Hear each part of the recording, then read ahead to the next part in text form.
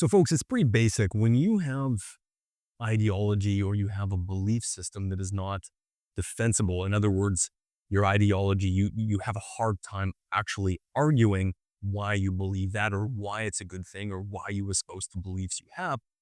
If that sounds like you, then you have bad ideology.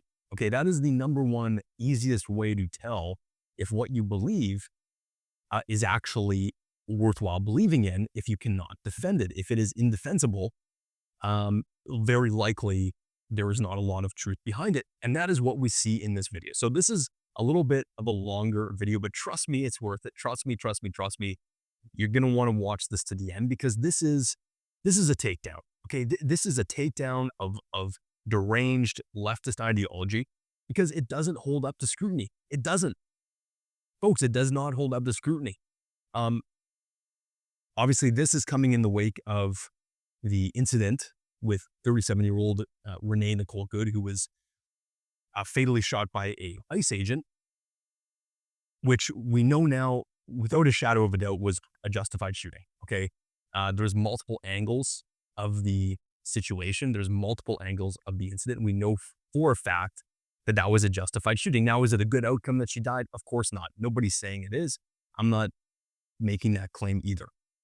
But this was an interaction between Border Commander Greg Bovino, who I didn't really know much about before this. I guess he's one of the senior officials in the Border Patrol, having a friendly back and forth. I mean, it's not really friendly. It's not really friendly. You can see the contempt in her face when they're having this discussion. But having this back and forth with Democrat Minnesota lawmaker, who, what's her name here? I don't know. I don't know her name. It doesn't really matter. But this is what happens when you have ideology that is completely indefensible. Let's watch. Kids have a right to have this experience.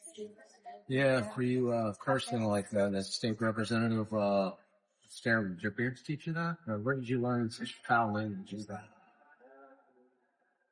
Such a simple question. I'm asking you guys. Simple question there. Yeah. Yes. Where did you learn? Learn how to, it's very interesting when we make our community safer. Your residents thank us, but you don't know that as a representative, do you? Could you explain to me It's called tailored immigration and why are you not arresting criminals? Why are so few of the people that you have arrested and detained and deported people with criminal records? They're all criminals. They've all crossed the border illegally. Crossing the border illegally is a civil offense. No, 18 U.S.C. 1325 illegal entry. That's a federal crime. Yes. That's still considered civil immigration enforcement.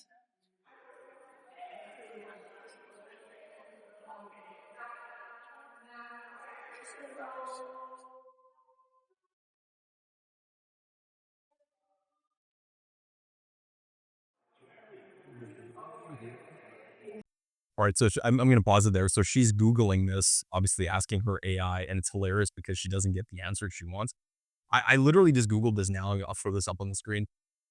This is from Google's AI. Okay, Google's AI is not right wing. Google's AI is not on our political side of the spectrum here. This is what Google's AI says. Yes, crossing the U.S. border without authorization.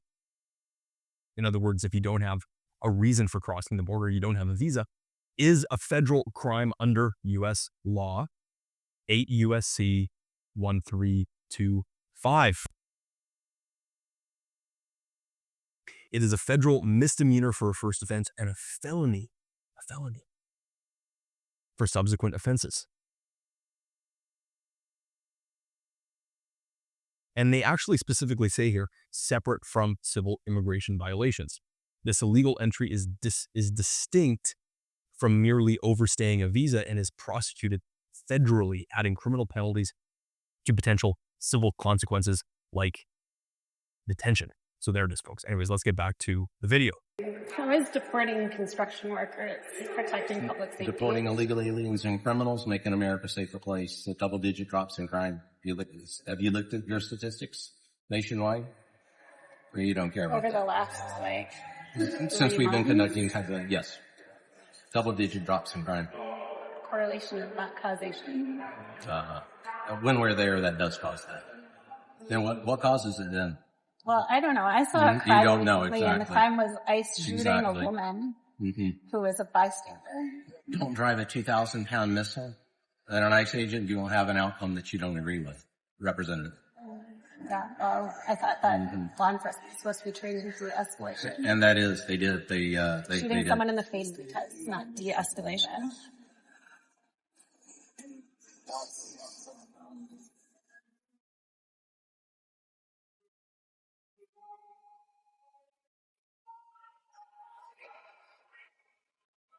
I got to pause it really briefly. Okay, really briefly here. Go back and watch that video of the shooting with Renee Nicole Good. Now, she is making the claim that they were not de-escalating the situation. This is hilarious. Okay, this is the type of deranged leftist mentality that I'm talking about. It's just completely absent of logic, because when you watch that video, not only do you hear Nicole Renee Good's alleged lesbian wife taunting the officers and escalating the situation, you hear other people in the background that are off camera doing the same thing. So in her mind, in her deranged liberal mind, even if protesters are escalating, even if individuals that are directly talking with the ICE agents are escalating the situation, that doesn't matter. She doesn't give a damn about that. It's up to the agents to de-escalate.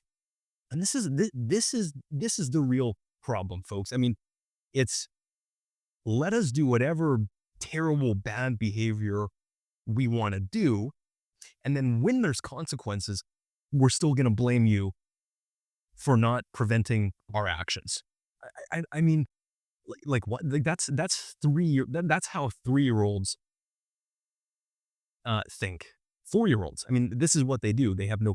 They are always the last to accept responsibility. I mean, that is who this person is. Let's continue. What's your job? I work with Are you OAN. like the comms people? No, I work with OAN. Oh, We love watching representatives use their First Amendment. I think it's fantastic. well, I'm a former member of the ACLU of Minnesota board, and I believe in the First Amendment. Good. What about the Second Amendment? You believe in that one? Don't have a job. You don't have just the ones that suit you there, Representative, right? What about that Second Amendment? Well, I don't know if you heard, but we had a shooting in a school here in Minnesota recently, and a lot What's of that got to do with little the Second children Amendment? died. Well, I think that if we had some common sense gun violence prevention Who gets laws. to say it's common sense? You? Well, yes, I'm a legislator. Exactly, and I think that's definitely the problem there. Is it? Well, I Yes. think the problem is that When you children use are that, dying. when you use that violent rhetoric around children, yeah, I'd say that you probably are not exercising a lot of common sense here, Representative. I'm here as a volunteer for the Minnesota Youth in Government. And the point of Minnesota Youth in Government is to encourage children to participate in our civic institutions, to learn about them, to learn how to exercise their constitutional rights. I do Yeah, that. I do the same thing. I haven't interfered in anything, but I do the same thing. I take children to shooting ranges, and I teach them to shoot, to exercise their Second Amendment rights that it seems like you want to take away. I don't have strong opinions about the Second Amendment. I just care about Just the ones you children's want, well-being. right? And just those rights you think you need to care about. Well, I But just not the want second. That's always the people litmus test for you folks. Always the litmus test. I just want people to be able to live in peace. Me too. That Second Amendment does that. Really? Well, all I've seen here in Minnesota is people dying, including children. What about the lives that are saved by guns? You don't talk about that, do you? Does anybody die from fentanyl? I'm just wondering, because the end all is get rid of guns, people don't die. Is fentanyl still killing people in Minnesota? Just wondering. Because it's illegal. Because it's illegal. The government, we don't hand out fentanyl. Is fentanyl killing people in Minnesota? See, this is where you need to count to 10. Too easy. Yeah, you guys ready? I really don't want you to leave, but yes. It's time to go. Oh my gosh, that is such a good argument. That is such a good argument.